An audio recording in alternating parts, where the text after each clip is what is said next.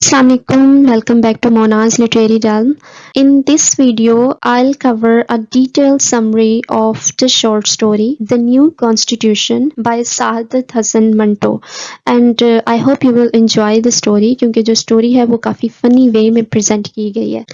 लेकिन स्टोरी से पहले थोड़ा सा बैकग्राउंड समझ लें तो ये शॉर्ट स्टोरी है ब्रिटिश कॉलोनियलिज्म बैकड्रॉप ली गई है मतलब उस टाइम पीरियड में जब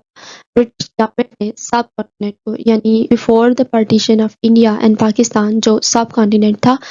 उसको फुली कंट्रोल किया हुआ था उन्होंने ठीक है वो चाहे पॉलिटिकली हो इकोनॉमिकली हो या एजुकेशनली हो इन एवरी वे तो इस शॉर्ट स्टोरी में जो कॉलोनाइजर्स हैं मतलब those who are ruling over the people of सब कॉन्टिनेंट दे आर ब्रिटिशर्स और जो कॉलोनाइज्ड हैं मतलब those who are being ruled वो हैं इंडियंस या आप कह लें पीपल ऑफ सब कॉन्टिनेंट इन जनरल और ये जो शॉर्ट स्टोरी है वो राउंड अबाउट 1935 के टाइम पीरियड को डिपिक्ट करती है ठीक है अब कैरेक्टर्स में जो मोस्ट इम्पोर्टेंट कैरेक्टर है वो है उस्ताद Mangu he is a tonga वाला टंगा चलाता है और he is the protagonist of the story मतलब इसी के गिर्द जो है ना ये स्टोरी घूमती है इसके साथ इसके दो फ्रेंड्स हैं दीनू और नत्थू और एक और कैरेक्टर है गोरा soldier he is a British coloniser और इसके साथ उस्ताद मंगू का क्लैश चल रहा होता है इस स्टोरी में ठीक है अच्छा जो स्टोरी है जैसे मैंने आपको पहले बताया कि ये स्टोरी उस्ताद मंगू के गिर्द घूमती है और जो उस्ताद मंगू है ना वो अपने साथियों में ना बड़ा नॉलेजेबल मशहूर होता है हालांकि अगर एकेडमिकली बात की जाए तो वो बिल्कुल जीरो है लेकिन वर्ल्डली मैटर्स का उसको बड़ा नॉलेज होता है और उसके जो साथी होते हैं ना टोंगा स्टैंड पर वो उनको अपनी बातों से सेटिस्फाई भी कर देता है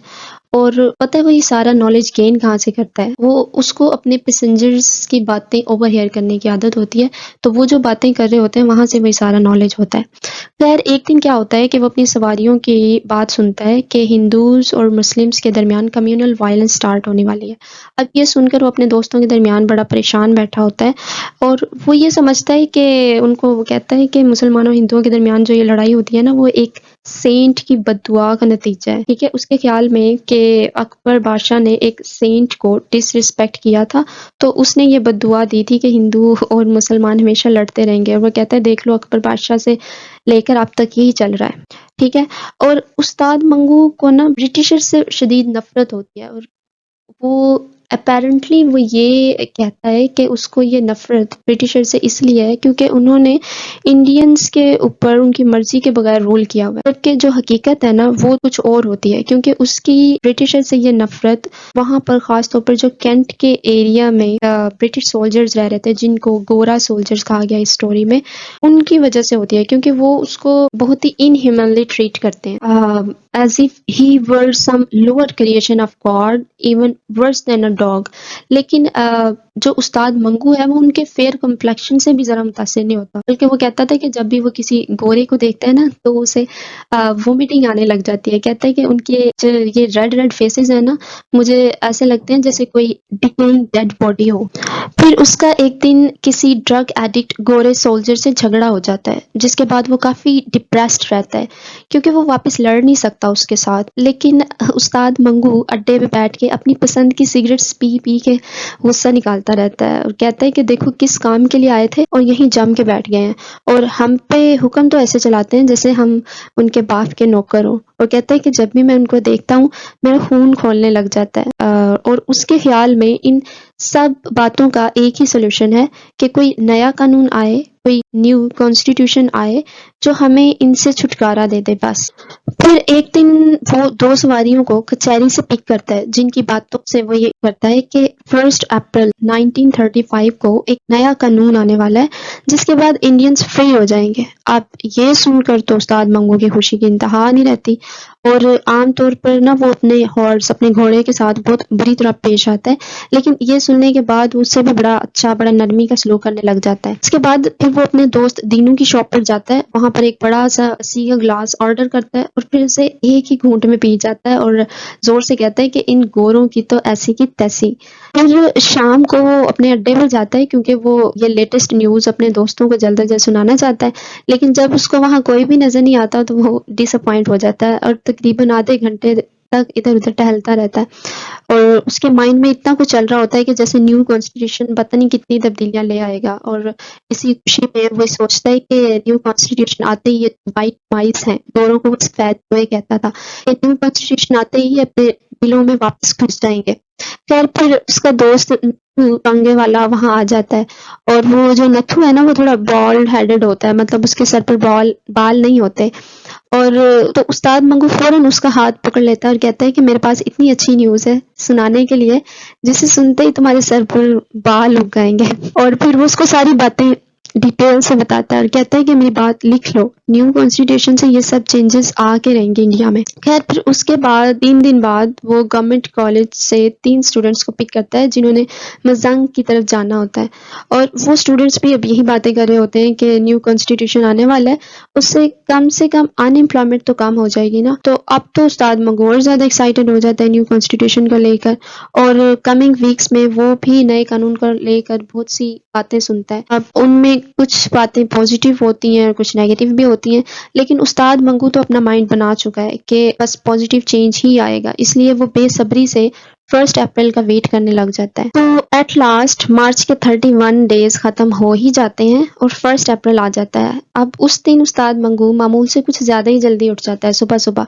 کیونکہ وہ اپنی آنکھوں سے نیو کانسٹیٹیوشن کو دیکھنا چاہتا ہے، اس لیے صبح صبح وہ اپنے گھوڑے کو بھی اچھی طرح تیار کرتا ہے اور باہر گلیوں میں نکل آتا ہے، لیکن وہ یہ دیکھ کے بہت حیران ہوتا ہے کہ کہیں بھی کوئی چینج نظر نہیں آ رہا، اسٹریٹس روڈز سب ویسی کی ویسی ہی ہیں اور لوگ بھی اپنے کام میں ایسے ہی بزی ہیں جیسے کچھ ہوا ہی نہ ہو۔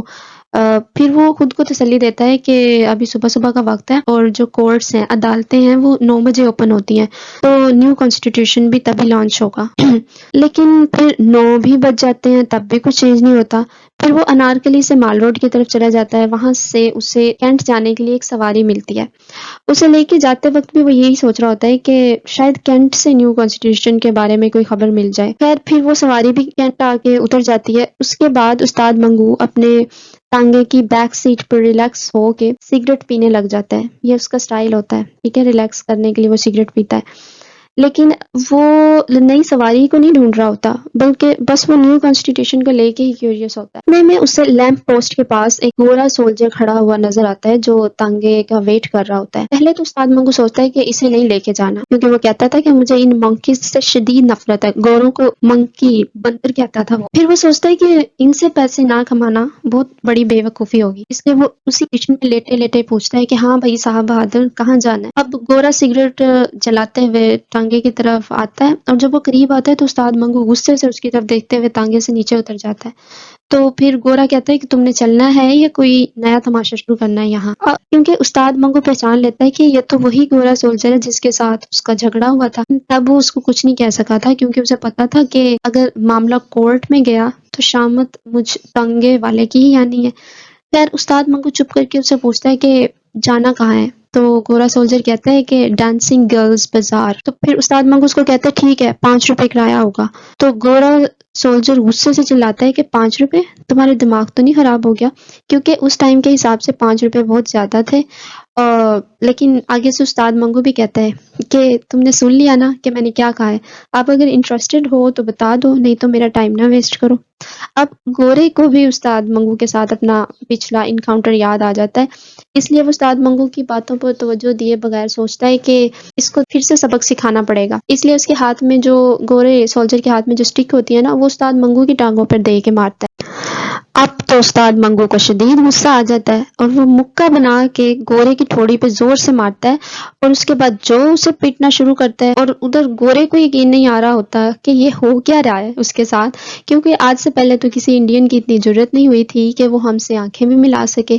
اور وہ بیچارہ مار کھاتے کھاتے مدد کے لیے پکارنے لگ جاتا ہے۔ اور یہ دیکھ کے استاد منگو اور تپ جاتا ہے اور کہتے ہیں کہ آج 1 اپریل کے دن بھی تم پہلے کی طرح روب جمانے کی کوشش کر رہے ہو۔ کہتا ہے بیٹا اب تمہارے راج کے دن گئے، اب ہمارا راج ہے، ہمارا۔ اتنے میں اور لوگ بھی اکٹھے ہو جاتے ہیں اور 2 پولیس والے گورے کو تو چھڑوا لیتے ہیں لیکن استاد منگو کو پکڑ لیتے ہیں، پر اس کی آنکھوں میں عجیب سی چمک ہوتی ہے اور وہ سب لوگوں کو کہتا ہے کہ دوستو اب وہ دن گئے جب ہم کچھ نہیں کر سکتے تھے، لیکن اب وقت بدل گیا ہے، اب نیا قانون آ گیا ہے، نیا قانون سمجھے۔ اور ادھر منگو سے مار کھا کر گورا بیچارے کا منہ سوج جاتا ہے، کیونکہ اس بیچارے کو ابھی بھی سمجھ نہیں آتی کہ یہ سب ہو کیا گیا اس کے ساتھ. اور پھر دو کانسٹیبل منگو کو پکڑ کے پولیس اسٹیشن لے جاتے ہیں، اور وہ سارے راستے یہاں تک کہ پولیس اسٹیشن بھی پہنچ جاتا ہے تو بھی یہی کہتا رہتا ہے کہ نیو کانسٹیٹیوشن، نیو کانسٹیٹیوشن، لیکن کوئی اس کی بات نہیں سنتا. آخر ان میں سے پھر ایک کہتا ہے کہ what rubbish are you talking? What new constitution? It is the same old constitution, you fool. اور پھر اسے لاک اپ میں بند کر دیتے ہیں. یہیں پہ سٹوری ختم ہو جاتی ہے. مطلب جو اپریل فول ہے نا وہ خود استاد منگو کے ساتھ ہو جاتا ہے. تو بیسیکلی یہ جو کیریکٹر ہے استاد منگو کا اس سٹوری میں، he is the representative of all Muslims and Hindus of subcontinent. یعنی he represents their feelings and their anger toward the British colonizers at that period of time. ٹھیک ہے. تو that is it short summary of short story.